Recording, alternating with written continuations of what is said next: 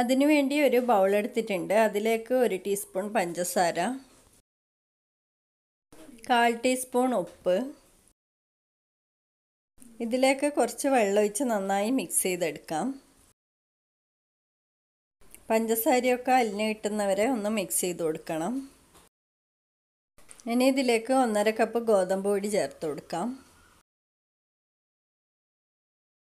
ഇനി ഇത് നന്നായി ഒന്ന് മിക്സ് ചെയ്ത് കൊടുക്കാം. അതിനുശേഷം ഇതിലേക്ക് ആവശ്യത്തിന് വെള്ളം കൂടി ഒഴിച്ച് നന്നായി കുഴച്ചെടുക്കാം.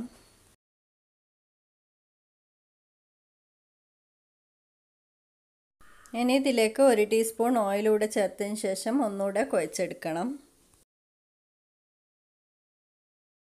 ഇതിനെ ഒരു 10-15 മിനിറ്റ് റെസ്റ്റ് ചെയ്യാൻ വേണ്ടി വെക്കാം. ആ സമയം കൊണ്ട് ഇതിനുള്ള ഫില്ലിങ് റെഡിയാക്കി എടുക്കാം. അതിനു വേണ്ടി ഒരു പാൻ വെച്ചിട്ടുണ്ട്. അതൊന്ന് ചൂടായി വരുമ്പോൾ അതിലേക്ക് 1 ടേബിൾ സ്പൂൺ ഓയിൽ ഒഴിച്ച് കൊടുക്കാം. നിങ്ങളടുത്ത് ബട്ടർ ഉണ്ടെങ്കിൽ അത് ചേർത്താലും മതി. ഇനി ഇതിലേക്ക് 2 പച്ചമുളക് ചെറുതായി മുറിച്ചത് ചേർത്ത് കൊടുക്കാം. ഇതൊന്ന് മൂത്ത് വരുമ്പോൾ ഇതിലേക്ക് 2 സവാള നീളത്തിൽ മുറിച്ചത് ചേർത്ത് കൊടുക്കാം. ഇത് നന്നായി ഒന്ന് വഴറ്റി കൊടുക്കാം. ഇത് പെട്ടെന്ന് വഴന്ന് കിട്ടാൻ വേണ്ടി ഇതിലേക്ക് കുറച്ച് ഉപ്പ് കൂടെ ചേർത്ത് നന്നായി വഴറ്റി കൊടുക്കണം. ഇത് 3-4 മിനിറ്റ് ഒന്ന് അടച്ചു വെച്ച് വേവിച്ചെടുക്കാം. ഇനി ഇതിലേക്ക് 1 ടീസ്പൂൺ ജിഞ്ചർ ഗാർലിക് പേസ്റ്റ് ചേർത്ത് കൊടുക്കാം. എന്നിട്ട് നന്നായി ഒന്ന് മിക്സ് ചെയ്ത് കൊടുക്കണം. ഉള്ളിയൊക്കെ വഴന്നു വന്നിട്ടുണ്ട്. ഇനി ഇതിലേക്ക് 1/4 ടീസ്പൂൺ മഞ്ഞൾപ്പൊടി, 1/2 ടീസ്പൂൺ മുളക് പൊടി, ചെറിയ ജീരകം വറുത്ത് പൊടിച്ചത് 1/4 ടീസ്പൂൺ, 1/2 ടീസ്പൂൺ മല്ലിപ്പൊടി, 1/4 teaspoon garam masala, 1/4 teaspoon chat masala എല്ലാം ചേർത്തതിന് ശേഷം നന്നായി ഒന്ന് മിക്സ് ചെയ്ത് കൊടുക്കാം.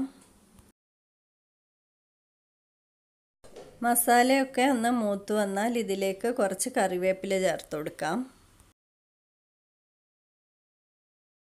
ഇനി ഇതിലേക്ക് 2 ടേബിൾ സ്പൂൺ ടൊമാറ്റോ സോസ് കൂടെ ചേർത്ത് നന്നായി ഒന്ന് മിക്സ് ചെയ്തെടുക്കാം. ഫില്ലിങ് റെഡി ആയിട്ടുണ്ട്. ഇതിന് മാറ്റി വെക്കാം. ഇനി ഇത് ഉണ്ടാക്കാനായി തുടങ്ങാം. മാവ് കുഴച്ച് വെച്ചിട്ട് ഇപ്പം 15 മിനിറ്റ് ആയിട്ടുണ്ട്. ഇതിന് ഇതുപോലെ ഒന്ന് റോൾ ചെയ്തെടുക്കാം. ഇത് ഒരേ സൈസിൽ ഇതുപോലെ ഒന്ന് കട്ട് ചെയ്തെടുക്കാം. ഇനി ഇതിൽ നിന്നും ഓരോ ഉരുളിയായി എടുത്ത് ഇതുപോലൊന്ന് പരത്തിയെടുക്കാം. പൂരിയുടെ ആ ഒരു സൈസിലൊക്കെ പരത്തിയെടുത്താൽ മതി. ഇത് പരത്തുന്ന സമയത്ത് അധികം തിന്നാവാനും അധികം തിക്കാവാനും പാടില്ല. ഇനി ഇതിൻ്റെ നടുഭാഗത്തായി ഫില്ലിങ് വെച്ച് കൊടുക്കാം. ഇനി ഇത് ഈ വീഡിയോയിൽ കാണുന്നത് പോലെ ഒന്ന് മടക്കിയെടുക്കാം.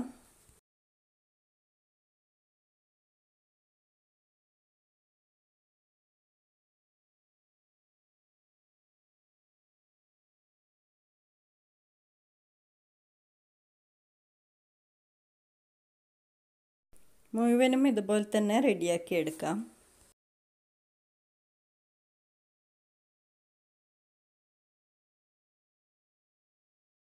ഇനി ഇതൊന്ന് സ്റ്റീം ചെയ്തെടുക്കണം. അതിനുവേണ്ടി വെള്ളം വെച്ചിട്ടുണ്ട്. അതിൻ്റെ മുകളിലായി തട്ട് വെച്ച് കൊടുക്കാം.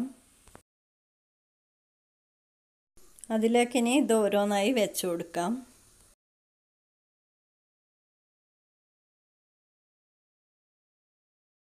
ഇതിനെ അടച്ചു വെച്ച് വേവിച്ചെടുക്കാം.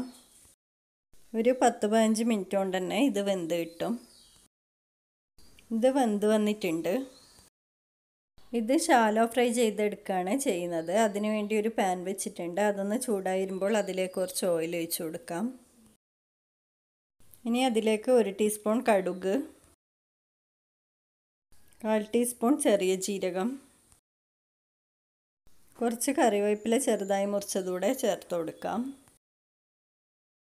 ഇനി ഇത് ഓരോന്നായി ഇതിലേക്ക് വെച്ച് കൊടുക്കാം.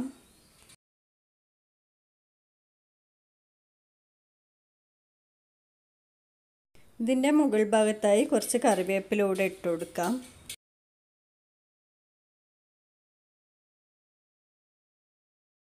ഇത് ഒരു ഭാഗം റെഡിയായി വരുമ്പോൾ തിരിച്ചിട്ട് മറ്റേ ഭാഗം കൂടെ ഒന്ന് ഫ്രൈ ചെയ്തെടുക്കാം.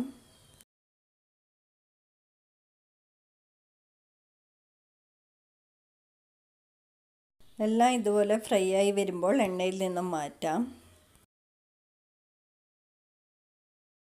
1.5 കപ്പ് മാവ് കൊണ്ട് ഈ സൈസുള്ള 8 എണ്ണം വരെ ഇതുപോലെ ഉണ്ടാക്കിയെടുക്കാൻ പറ്റും. എളുപ്പത്തിൽ ഉണ്ടാക്കിയെടുക്കാൻ പറ്റുന്ന ഈ സ്നാക്സ് റെസിപ്പി എല്ലാവർക്കും ഇഷ്ടമായി എന്ന് വിചാരിക്കുന്നു. റെസിപ്പി ഇഷ്ടമായിട്ടുണ്ടെങ്കിൽ ലൈക്ക് ചെയ്യാനും ഷെയർ ചെയ്യാനും മറക്കരുത്. നല്ലൊരു റെസിപ്പിയുമായി വീണ്ടും കാണാം. Thank you.